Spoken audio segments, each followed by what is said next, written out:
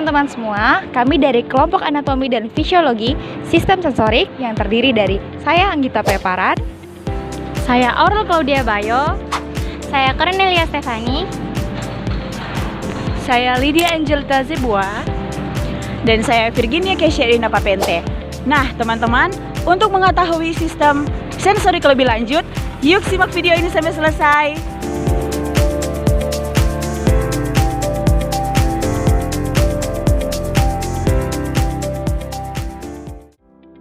Jadi, sistem sensorik adalah jaringan saraf dan reseptor yang memampukan tubuh untuk menerima, memproses, dan menafsirkan informasi dari luar tubuh dan dari dalam tubuh manusia. Nah, teman-teman juga perlu tahu bahwa sistem sensorik terdiri atas 5 bagian. Yang pertama ada indera penglihatan atau mata. Anatomi mata dibagi menjadi 3, yaitu anatomi mata bagian depan, anatomi mata bagian tengah, dan yang terakhir anatomi mata bagian belakang. Pertama kita akan membahas anatomi mata bagian depan. Anatomi mata bagian depan terdiri dari 5, yaitu yang pertama ada kornea, iris, pupil, sklera, dan konjungtiva. Pertama kita akan bahas adalah kornea. Kornea mata merupakan lapisan terluar pada mata berupa selaput bening berbentuk kubah yang menutupi bagian depan mata. Fungsi utama kornea adalah membiaskan dan memfokuskan cahaya yang masuk ke mata, melindungi mata dari partikel yang seperti kuman, kotoran, dan paparan sinar ultraviolet. Nah, yang kedua ada iris. Iris adalah bagian mata yang menentukan warna mata. Warna iris ditentukan oleh pigmen melanin yang berfungsi untuk mengatur cahaya yang masuk dengan mengubah ukuran pupil. Nah, yang ketiga ada pupil. Pupil merupakan bagian tengah mata yang berbentuk bulat dan berwarna hitam. Berfungsi untuk mengatur banyaknya cahaya yang masuk ke dalam mata. Yang keempat ada sklera. Sklera adalah bagian yang berwarna putih dan keras yang terdapat pada bola mata. Sklera terbentuk dari jaringan ikat yang berfungsi untuk mempertahankan bola mata dan melindungi retina dan lensa mata. Yang kelima ada konjungtiva. Konjungtiva merupakan lapisan yang melapisi bagian dalam kelopak mata dan sebagian mata bagian depan. Konjungtiva dibagi menjadi 2, yaitu konjungtiva bulbar yang melapisi sklera dan konjungtiva palpebra yang melapisi kelopak bagian dalam. Yang kedua ada anatomi mata bagian tengah. Anatomi mata di bagian tengah dibagi menjadi 2, yaitu lensa dan rongga vitreous. Yang pertama ada lensa. Lensa terletak di belakang iris dan pupil. Berfungsi untuk membiaskan cahaya yang masuk dan memfokuskannya ke retina. Kemudian yang kedua ada rongga vitreous atau badan dingin. Itu membentang dari bagian belakang lensa hingga ke dinding belakang bola mata, berfungsi untuk mempertahankan bentuk bola mata. Nah, yang terakhir ada anatomi mata bagian belakang. Anatomi mata bagian belakang dibagi menjadi 3, yaitu retina, yang kedua makula, dan yang terakhir ada saraf optik. Nah, yang pertama ada retina. Retina adalah lapisan yang pekat cahaya yang melapisi bagian dalam mata, berfungsi untuk menangkap cahaya yang melewati kornea dan lensa mata. Yang kedua ada makula. Makula adalah bagian yang terdapat di tengah retina, berfungsi untuk memungkinkan mata untuk melihat objek dengan baik. Dan yang terakhir adalah saraf optik yang berfungsi, yang terletak di sini teman-teman, yang berfungsi untuk menghantarkan informasi dari retina ke otak kita.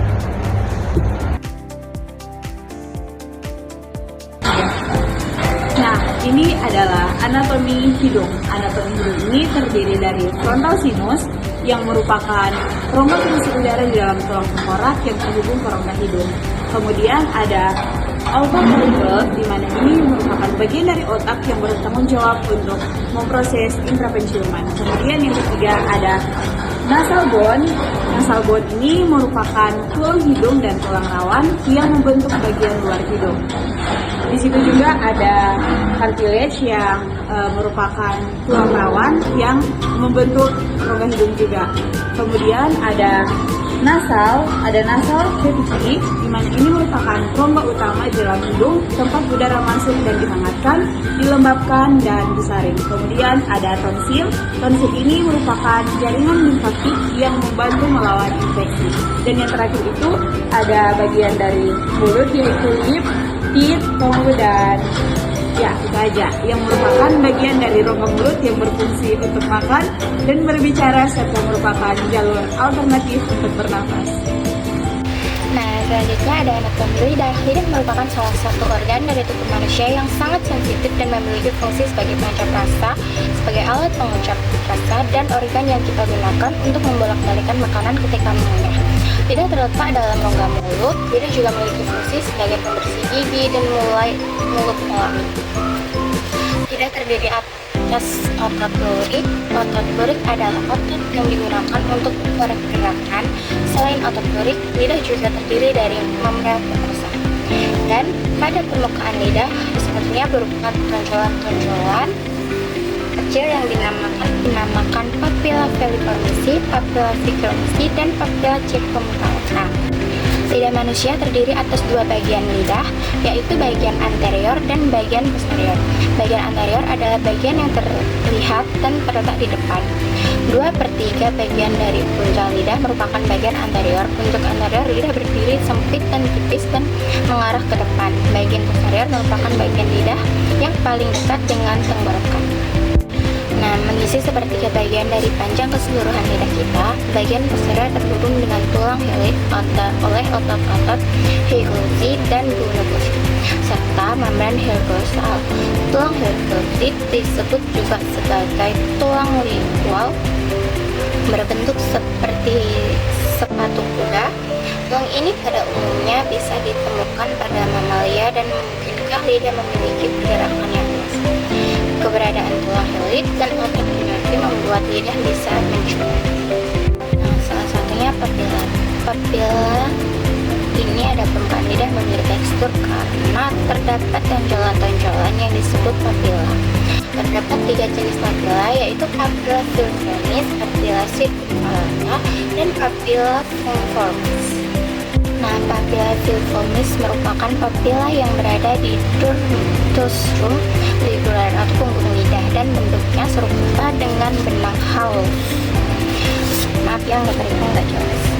Nah, yang kedua ada papilla circumflexa, merupakan papilla yang berbentuk bulat dan tersusun membentuk huruf V di bagian belakang lidah. Dan yang ketiga, papilla fusiformis, merupakan papilla yang berbentuk seperti jamur berada di bagian depan lidah. Nah, papilla circumflexa dan fusiformis adalah papilla yang berperan utama dalam mengidentifikasikan rasa. Sedangkan papilla filiform memiliki tugas untuk mencengkram makanan. Setiap papilla terdapat banyak ujung pengecap, di mana di setiap ujung pengecap ini masing-masing terdapat 3 jenis sel. Yang pertama, sel penyokong atau pendukung yang berfungsi menopang.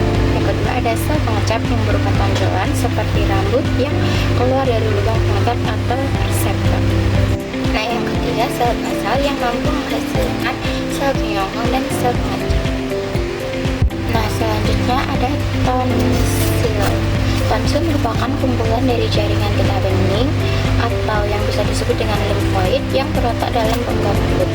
Tonsil memiliki fungsi sebagai penyaring bakteri dan kuman yang masuk ke dalam tubuh baik melalui jalur udara dan alat pernapasan maupun melalui makanan.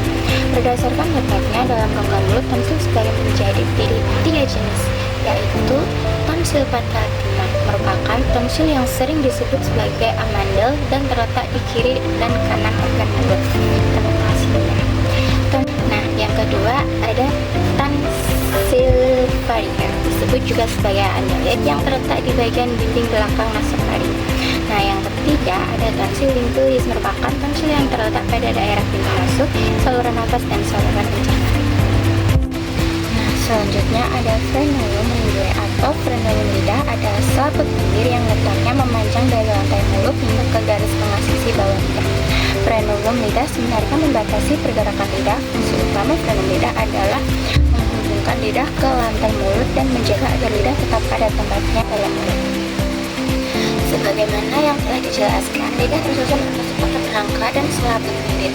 Otot membentuk lidah digolongkan menjadi dua bagian, yaitu otot ekstinsik dan otot intrinsik.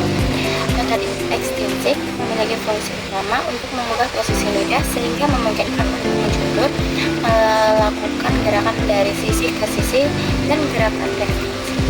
Sedangkan otot intrinsik, 4 pasang otot intrinsik lidah ada di bagian dalam lidah. Otot ini mempengaruhi bentuk lidah dengan memperpanjang dan memperpendek lidah, mengulung dan meluruskan peluncur di tepi lidah, serta mendatarkan dan membulatkan lidah. Nah, dan yang terakhir ada peredaran darah pada lidah. Ini terjadi melalui arteri ligamenal yang merupakan cabang dari arteri coronis eksternal dan vena ligamenal yang terhubung dengan vena jugularis internal. Suplai darah sekunder lidah didapat dari cabang tonsilar yang merupakan bagian dari arteri wajah dan arteri ventral. Nah, sekarang aku mau tunjukin gimana tentang rasa-rasa lidah kita itu mengecap. Yang pertama ada pengecap rasa pahit, itu ada di sekitar sini, dan rasa asin itu ada di sekitar sini. Lalu ada rasa asam ada di sekitar sini, dan yang terakhir ada rasa manis di ujung lidah ini. Nah, peta lidah ini adalah konsep yang menunjukkan bahwa lidah terbentuk dapat mengecap rasa dasar, adapun pemetaan lidah terdapat rasa dasar seperti yang saya terangkan tadi. Terima kasih, bye-bye. Halo semuanya, dan saya akan menjelaskan tentang anatomi telinga. Nah, indera pendengaran manusia adalah telinga. Telinga menerima rangsangan dari luar berupa getaran udara. Nah, dalam anatomi telinga terdiri dari 3 bagian. Yang pertama itu adalah telinga bagian luar, yang kedua telinga bagian tengah, dan yang terakhir telinga bagian dalam. Nah, dalam telinga bagian luar itu terdiri dari daun telinga, saluran telinga, dan gendang telinga. Dan telinga bagian tengah itu terdiri dari tulang martil, tulang landasan, dan tulang sanggurdi. Pada telinga bagian dalam itu terdiri dari 3 saluran setengah lingkaran, saraf pendengaran, rumah simpul atau koklea, dan juga saluran eustachius. Pertama-tama, saya akan menjelaskan tentang telinga bagian luar. Nah, bagian ini berfungsi untuk melindungi jaringan lunak yang berada di dalam telinga. Nah, yang pertama itu adalah daun telinga. Daun telinga ini berada di luar telinga yang berfungsi untuk mengumpulkan suara yang ada di sekitarnya. Yang kedua itu adalah saluran telinga. Saluran telinga yaitu saluran yang terbentuk oleh tulang rawan dan tulang temporal dan berfungsi untuk mengantar semua yang ditangkap dari daun telinga ke membran timpani. Yang ketiga adalah gendang telinga, yaitu selaput tipis yang membatasi liang telinga dan bagian tengah telinga, yang berfungsi menangkap gelombang bunyi dan mengubahnya menjadi getaran dan diteruskan ke tulang telinga. Selanjutnya saya akan menjelaskan pada bagian tengah. Yang pertama adalah tulang martil. Tulang martil adalah penyusun membran timpani yang berfungsi membawa getaran dan membran timpani ke bagian berikutnya. Yang kedua adalah tulang landasan. Tulang landasan adalah tulang yang berada berdekatan dengan tulang martil yang berfungsi untuk memberikan respon terhadap tulang martil. Dan yang ketiga adalah tulang sangrudi. Tulang sangrudi adalah tulang yang berbentuk seperti sangrudi kuda yang berfungsi untuk merespon getaran yang berasal dari tulang lainnya. Selanjutnya, saya akan menjelaskan tentang telinga bagian dalam. Yang pertama ada 3 saluran setengah lingkaran. Ini berfungsi sebagai sensor gerak dan keseimbangan yang terdiri atas rambut halus dan cairan endolimfa. Dan yang kedua itu ada ruang siput atau koklea. Ini berbentuk spiral, berfungsi mengubah getaran gelombang bunyi menjadi persepsi bunyi. Yang ketiga ada saluran eustachius. Saluran eustachius adalah saluran yang berfungsi menyeimbangkan tekanan udara di telinga bagian luar dan tengah. Terus yang keempat dan yang terakhir itu adalah saraf pendengaran. Saraf pendengaran adalah saraf yang berfungsi membawa rangsang bunyi ke otak untuk diterjemahkan. Demikian penjelasan dari saya tentang anatomi telinga. Terima kasih. Sistem sensorik yang terakhir adalah indera peraba. Indera peraba itu adalah kulit. Kulit merupakan suatu organ yang membungkus seluruh permukaan luar tubuh. Kulit juga merupakan organ terbesar dan terberat pada tubuh. Kulit berfungsi untuk melindungi. Salah satu fungsi kulit adalah untuk melindungi otot, tulang, dan organ internal. Kulit itu ada dua jenis, yaitu kulit tipis dan kulit tebal. Kulit tipis itu berada di bagian kelopak mata, penis, labium minus, dan lengan medial bagian atas. Sedangkan kulit tebal berada di bagian telapak tangan, telapak kaki, punggung, bahu, dan bokong. Di kulit juga ada yang namanya rambut. Rambut merupakan bentuk lain dari kulit yang tumbuh di seluruh permukaan tubuh, kecuali di bagian bibir, telapak tangan, dan telapak kaki. Rambut yang halus yang ada di seluruh tubuh itu berfungsi untuk melindungi dan menghangatkan tubuh. Rambut di bagian kepala berfungsi untuk tetap menjaga kehangatan tubuh dan menjaga kulit kepala. Di bagian rambut juga ada yang namanya kelenjar minyak. Kelenjar minyak itu adalah kelenjar yang menghasilkan minyak dan mencegah mengerutnya kulit rambut. Rambut-rambut itu ada di berbagai tempat, seperti rambut-rambut halus yang berada di rambut telinga, rambut hidung, dan sekitar mata, bermanfaat untuk melindungi kulit dari debu dan partikel-partikel kecil. Sedangkan alis dan bulu mata itu berfungsi untuk melindungi mata dari partikel-partikel dan cahaya yang berlebihan. Baik, di sini juga ada yang namanya kelenjar keringat. Kelenjar keringat itu adalah sebuah kelenjar yang menyerap air dengan larutan NaCl dan sedikit urea. Air beserta larutannya akan dikeluarkan menuju ke pori-pori kulit, yaitu tempat air diuapkan, dan merupakan penyerapan panas tubuh. Pengeluaran keringat yang berlebihan menyebabkan kita cepat merasa haus dan sering lapar. Nah, di sini ada kelenjar keringat. Lalu keringat yang sudah diproses keluar melalui pori-pori. Nah, pori-pori itu ada di bagian atas lapisan epidermis, dan pori-pori ini mengeluarkan keringat. Di kulit juga ada yang namanya jaringan saraf.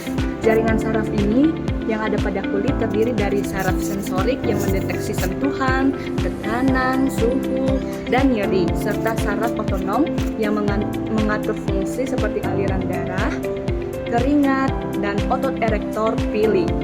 Ujung-ujung saraf ini, ujung-ujung saraf-saraf ini tersebar di lapisan dermis kulit dan bekerja sama untuk mengirimkan informasi sensasi ke otak dan mengatur reseptor tubuh. Lalu ada vena dan arteri. Arteri dan vena itu merupakan pembuluh darah. Arteri merupakan pembuluh darah yang mengalirkan darah dari jantung ke jaringan. Sedangkan vena adalah pembuluh darah yang mengalirkan darah dari kapiler ke jantung. Nah, kulit ini terbagi atas 3 lapisan. Yang pertama, yang paling atas itu yang namanya lapisan epidermis, yaitu kulit bagian luar. Lalu kalau lapisan dermis itu adalah lapisan kedua setelah epidermis. Lalu ada namanya hipodermis. Baik, kita bahas sama-sama. Yang pertama itu adalah epidermis. Epidermis itu adalah kulit bagian atas dan tidak memiliki pembuluh darah. Jaringan ini berfungsi untuk memproduksi sel-sel yang baru, menggantikan sel-sel kulit yang mati. Epidermis itu sendiri juga memiliki beberapa lapisan sel yang disebut dengan stratum. Stratum itu ada stratum corneum, stratum lucidum, granulosum, dan stratum basale dan stratum spinosum. Baik, yang kedua itu lapisan dermis. Lapisan kedua itu berfungsi untuk mendukung epidermis dan memiliki struktur yang lebih kompleks. Baru yang ketiga itu ialah lapisan hipodermis. Lapisan ketiga itu berada di bawah lapisan dermis dan berfungsi melekatkan kulit dengan otot atau tulang, menyuplai pembuluh darah, dan mempersarafi kulit. Hipodermis ini juga sebenarnya terdapat lemak yang menjadi bantalan dan isolasi panas tubuh. Nah, itu saja yang harus kita pelajari dari kulit tersebut. Sampai jumpa, bye-bye. Nah, bagaimana teman-teman? Apakah teman-teman sudah mengerti tentang sistem sensorik? Kami berharap teman-teman dapat memahami dengan lebih dalam tentang materi yang sudah kami jelaskan. Semoga materi ini dapat bermanfaat dan jadi berkat buat kita semua. See you guys, God bless you.